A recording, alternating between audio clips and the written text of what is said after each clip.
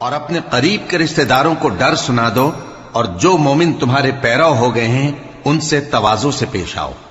پھر اگر لوگ تمہاری نافرمانی کریں تو کہہ دو کہ میں تمہارے اعمال سے بے تعلق ہوں، اور اس غالب و مہربان پر بھروسہ رکھو جو تم کو جب تم تہجد کے وقت اٹھتے ہو دیکھتا ہے، اور نمازیوں کے ساتھ تمہارے رکوع اور سجود کو بھی دیکھتا ہے۔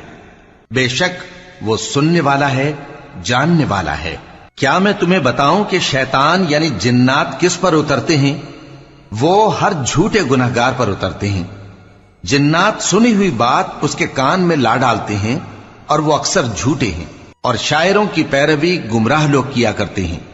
کیا تم نے نہیں دیکھا کہ وہ ہر وادی میں سر مارتے پھرتے ہیں، اور کہتے وہ ہیں جو کرتے نہیں؟